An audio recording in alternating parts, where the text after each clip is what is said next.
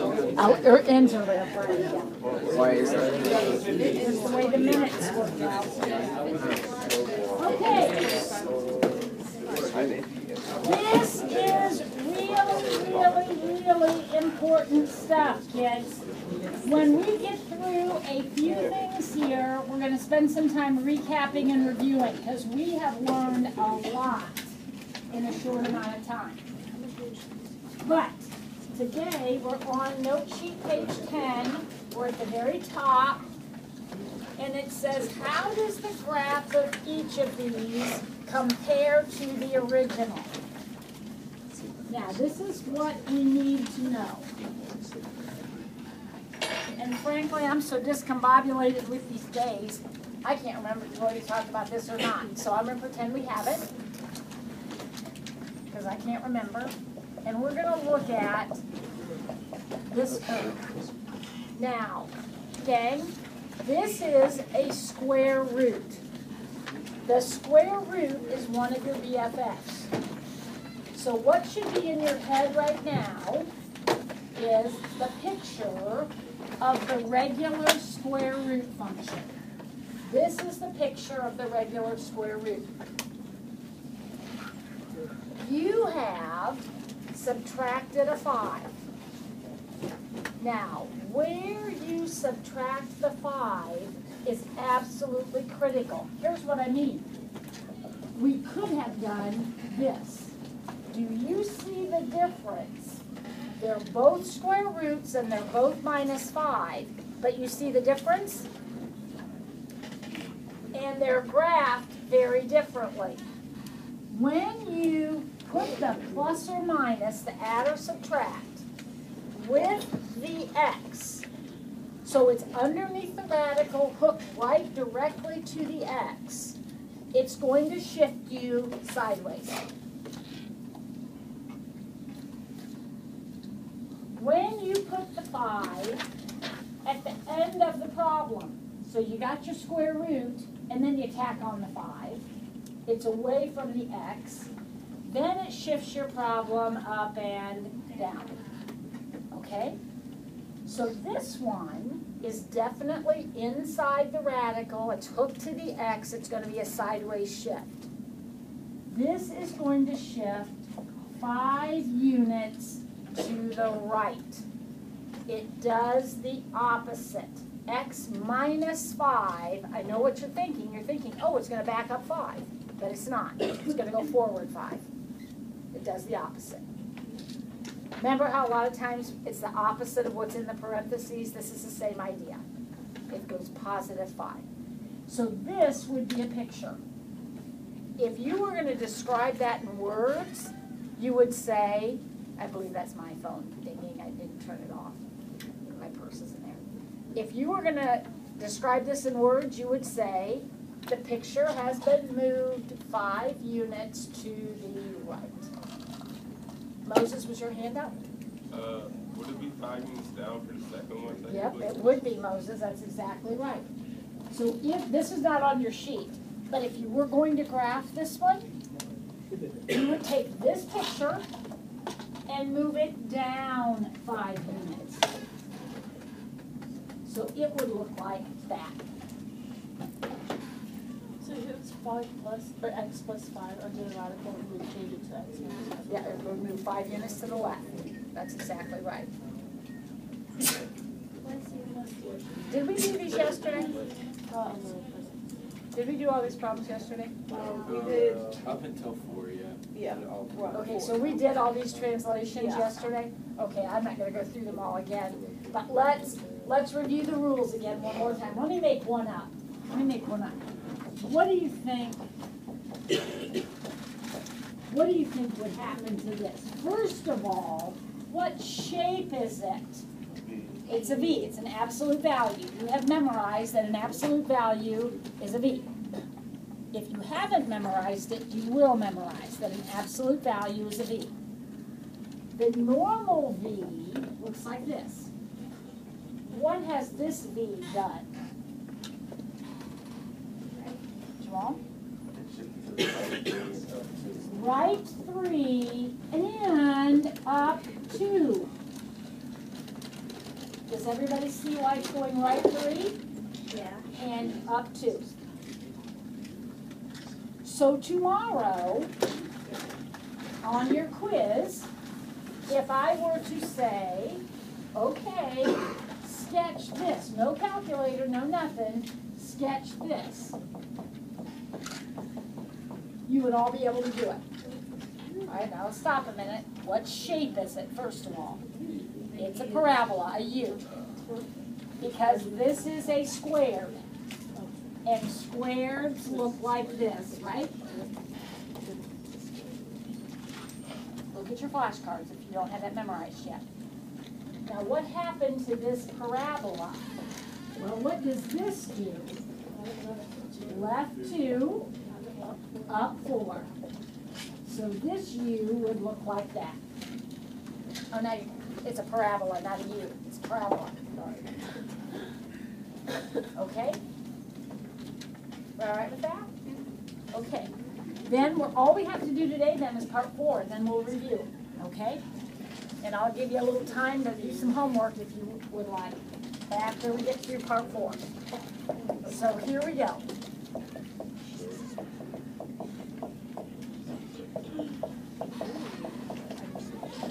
This is called a piecewise function. Piecewise. And I think, whoops. And I think you can see why it's called piecewise. It's done in pieces. There are 2 pieces to this picture. Here's what I want you to do. I want you to, on your axis there, I want you to find where x is 3, and I want you really lightly, just to put a little dotted line there. Really lightly. Now, 3 is not random. I picked 3 because of this. So when I do problem C, I'll put my real light dash line at 0, wherever this tells me. Now, I want you to do that real lightly because I kind of want you to ignore it for a minute. I want you to graph the absolute value of x. I want you to graph this right here. Now that should not be hard for you. You should not be worried about that. What shape is it? It's a V. So I'm going to go ahead and sketch in my V. What? Go ahead. Now that's a picture of my V. Now, this tells me which part of the V I'm interested in. I am only interested in the part of the V that's to the right of my dashed line. This says I want the x's to be bigger than 3. This dashed line splits my graph into these numbers and these numbers. These are less than 3, these are greater than 3. See, this is 2 and 1 and 0, less than 3. This is 4, 5, and 6, greater than 3. I am only interested in the part of the V that's over here. So I'm going to erase the rest of this. That's why I work in pencil. I'm just going to erase that. I don't even want that part of the V. This is the only part of the V I want. So I put an open circle on my crease, open circle, not included, and I sketch that in.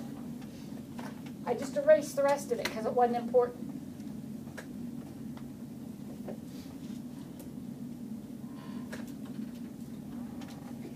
What shape is this? That's my parabola. So I'm going to graph my parabola.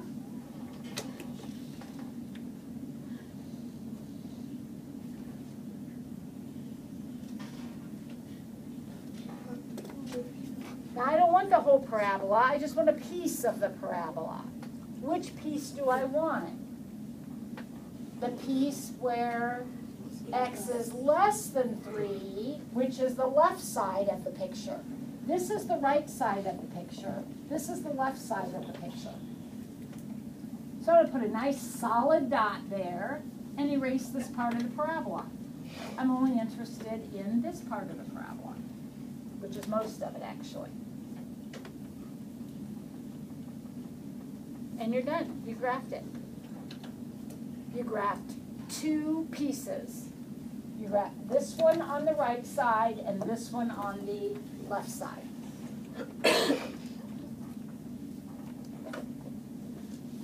Let's skip down to C.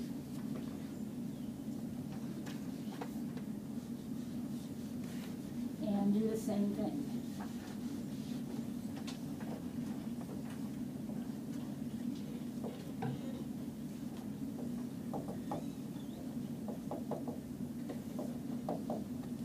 Okay.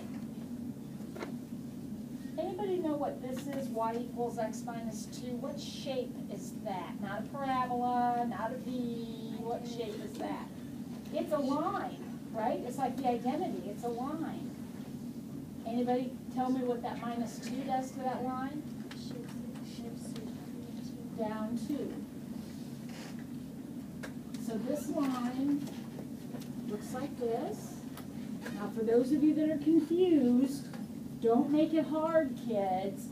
This is a line with a y-intercept at -2 and a slope of 1. Oh, I forgot to put, where's my breaking point in this one?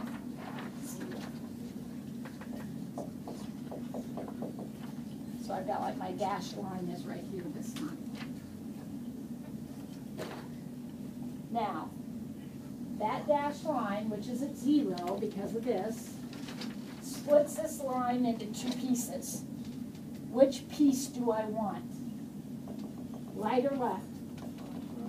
Greater than, greater than, greater than. Greater than means right.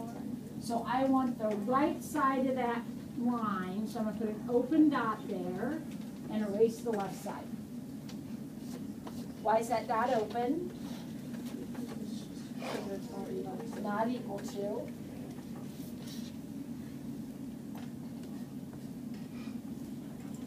Okay, now ignore all that and graph this line, y equals 3x.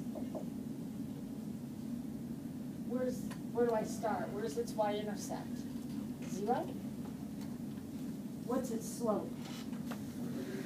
Over 1, up 3. Over 1, up 3. So that one is a little bit steeper line. Looks like that. Over 1, up 3. Slope is up 3 over 1. Now, do I want that whole line? No. Which part of that line do I want? Which piece do I want? The left side. So I'm going to put a nice closed dot right there and erase the right side. And I'm done.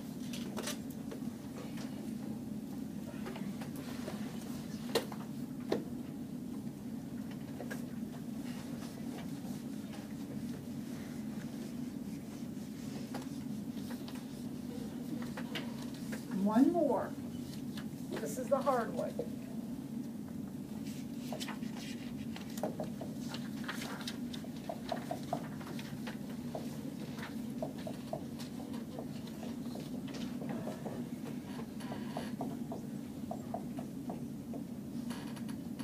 Oh.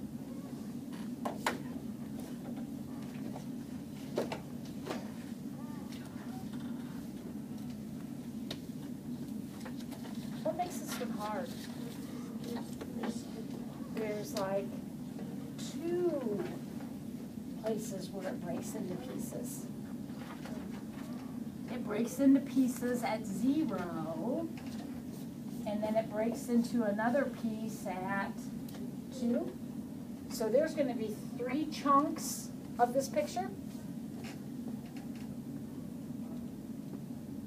All right, well, let's do the top part. Y equals x plus 1. That's the top equation. That's the first thing I'm going to sketch. What does that look like? What shape is y equals x plus 1? A line. Y-intercept is 1. So it looks like this.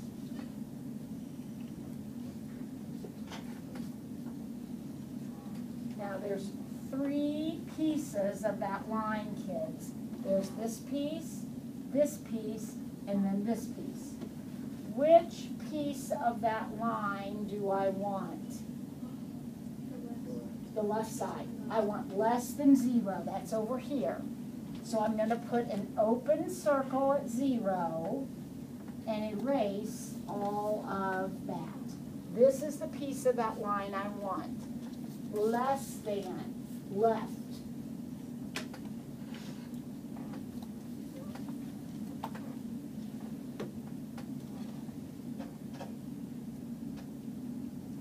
Let's skip down to the bottom.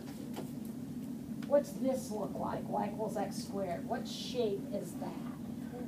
That's your parabola. So I'm going to forget everything else, and I'm just going to sketch in my parabola.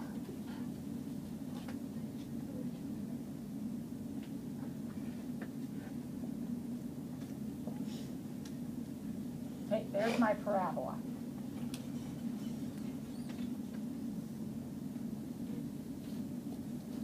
Now it's in 3 pieces. Got this piece, the middle piece, and that piece. Which piece do I want? Careful. It says I want to be between 0 and 2. So what's between 0 and 2? Isn't that this middle piece? So I want the middle piece, just the part from here to here, and both dots will be closed, right? So I'm going to close that dot, and I'm going to close this dot, and I'm going to keep this. I'm going to get rid of everything else. So I have only the piece of my parabola that's between my breaking points, between 0 and 2.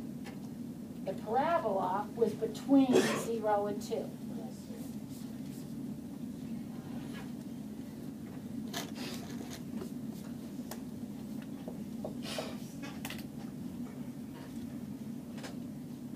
Now what about that middle piece? It says y equals 3. What's y equals 3 look like? Horizontal line. Yes! I love you. Good job. It's a horizontal line where y equals 3. So that's what I have graphed. This says y equals 3. That's a horizontal line. Now what piece of the line do I want? I can have this piece, I can have the middle piece, or I can have this piece. Which piece of the line do I want? The right side.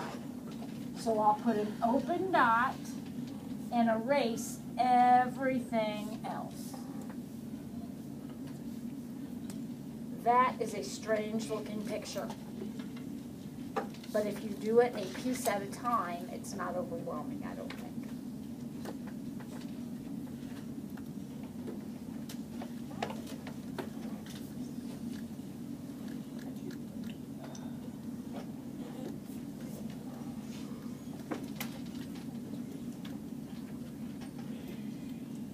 Okay?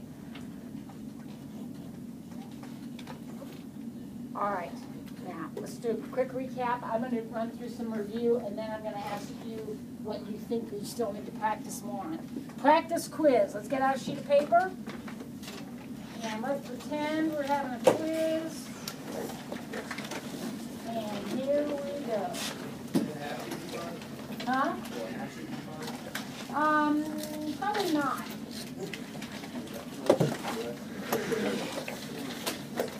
Do you need paper? Maybe somebody can loan you a sheet. Or let you have a sheet. No Piecewise on the quiz tomorrow. It's just naming the BFFs. Is it tomorrow's just naming the BFFs? No, more than that. We're going to do some BFF stuff, but yeah, more than that. Okay, so one thing that's on tomorrow's quiz is domain. So let me give you 3 examples. The quiz may not have 3 problems on it. I'm going to give you 3 examples of domain questions.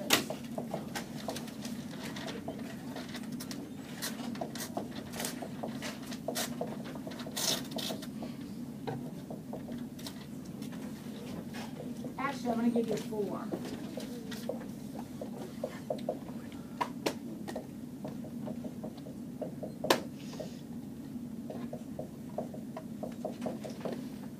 Okay, so tomorrow's quiz, you're gonna have to tell me domain. Okay, so what if this is the question tomorrow? What are you gonna tell me your domain is? Let's review the rules. Who remembers the rules for domain? Ashley? Under the radical is greater than or equal to 0. Bingo, let me write it down. Under radical is greater than or equal to 0. And then, what's the other one? Oh, denominator cannot equal 0. Bingo. If you can remember those 2 rules, you are home free. Does this one have a radical? Yep. So whatever is under it must be greater than or equal to 0. Just use Ashley's rule. Whatever is under the radical, greater than or equal to 0. So x has to be bigger than or equal to 4. Period. Right? Does this one have a denominator? Problem 1. Does it have a denominator? Yep. What's the rule? Whatever is in the denominator cannot be 0. Use her rule. Just write it down. Whatever is in the denominator cannot be 0, which means x cannot be -1. So your domain is right here. Now, a little aside. I am not marking that wrong. If you put that down, I'm not marking it wrong. However, in this particular problem, if we have already established that x is bigger than 4, do I need to worry about this? Not trying to confuse you, but think about that for a minute. If we've already said x has to be bigger than or equal to 4, then do we need to worry about this? No. So if you pick that up, I might give you a bonus point. If you wrote both of these down, you are going to get full credit because you followed the rules. All right, problem 2. Does it have a radical? Yes. Whatever is under the radical must be bigger than or equal to 0. So x is bigger than or equal to 2. Does it have a denominator? So you don't worry about that rule. This is the answer.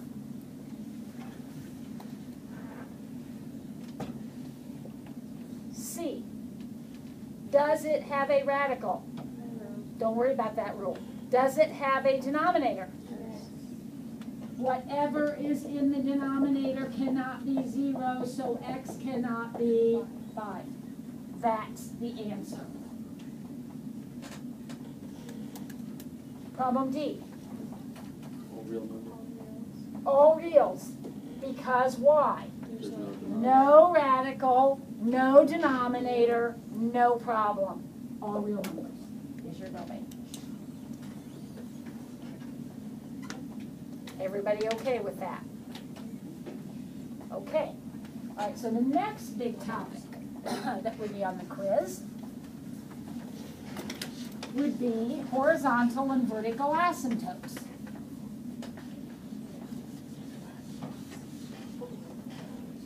So we're going to find the horizontal and vertical asymptotes.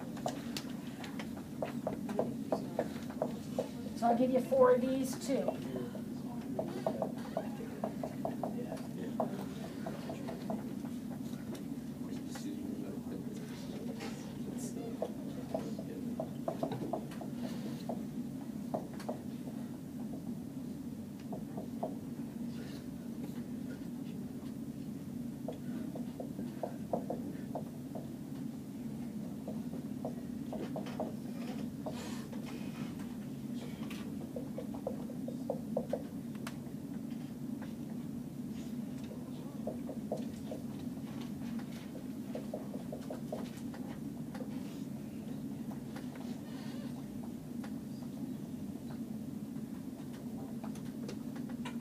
So for each one, horizontal and vertical.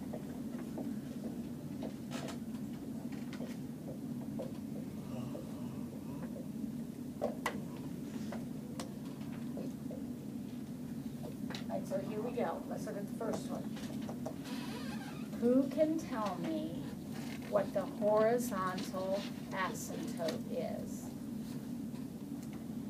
Jamal? 8 over 3. 8 over 3. He's exactly right. But we don't write just 8 over 3. Because y equals 8 over 3. When you're confused about which letter, remember asymptotes are equations. You have to use a letter. Think about drawing a horizontal line. Which axis does it cross? Which axis is this? What? That's y. Doesn't it cross the y-axis? Which means it's a y equals line. Vertical will cross the x-axis, so it will be x equals. Do we have to graph it? Nope. Where did the 8/3 come from? Did everybody remember this little rule? That's where the horizontal comes from. Anybody remember where the vertical comes from? Whatever makes the denominator 0. Exactly. Thank you. Whatever makes the denominator 0. So what would make 3x plus 1 equal to 0? What would make that happen? Negative 1/3. So your vertical asymptote is x equals negative 1/3. You can't have a 0 in the bottom. So the picture is broken at that point. You see, I can't have x equal negative 1/3, so the picture's broken, has an asymptote. Perfect. What about my second problem? Vertical asymptote. Hannah, you're looking kind of sleepy over there today. How about a horizontal asymptote? Can you get one out of this problem? It'd be y equals, remember, we write an equation, y equals 4/9. Is everybody okay with Hannah's assessment of the problem? Yes. She is correct. How about a vertical asymptote? Where does that come from again, Zach Bond? How do I get a vertical asymptote? The bottom. Yeah, what makes the bottom 0? So what would that be, Zach? 3. Be careful. Be careful. I see why you're getting 3, but be careful. 9x squared equals 0. 1. So if I divide by 9, don't I still have 0? Square root. What's the square root of 0? 0. So your vertical asymptote is at 0. Because 9x squared is your denominator.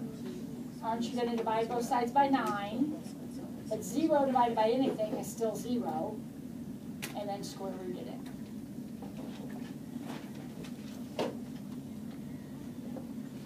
Okay, now I'm here.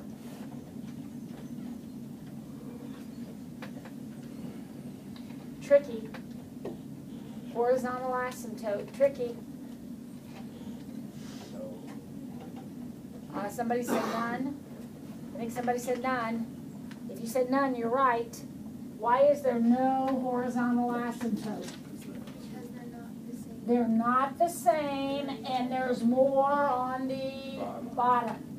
When they're not the same, you're either going to have more on the top or more on the bottom. And when it's more on the bottom, there is, oh wait, more on the bottom. Whoa, whoa, whoa, whoa, whoa. More on the bottom, the asymptote is at 0. Oh my goodness gracious. When there's more on the bottom, the asymptote is at y equals 0. Lord, that's on video too. When there's more on the bottom, the asymptote is y equals 0.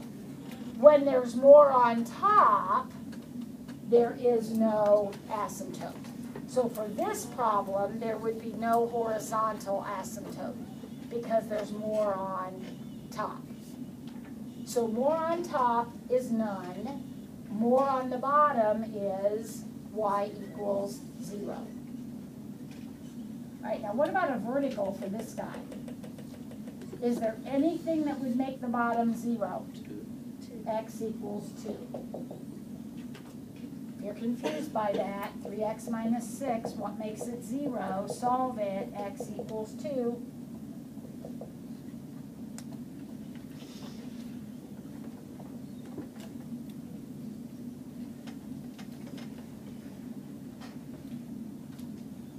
We already decided no horizontal, right?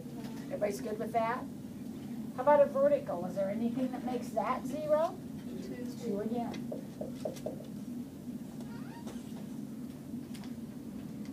All right, any question about that part of the quiz?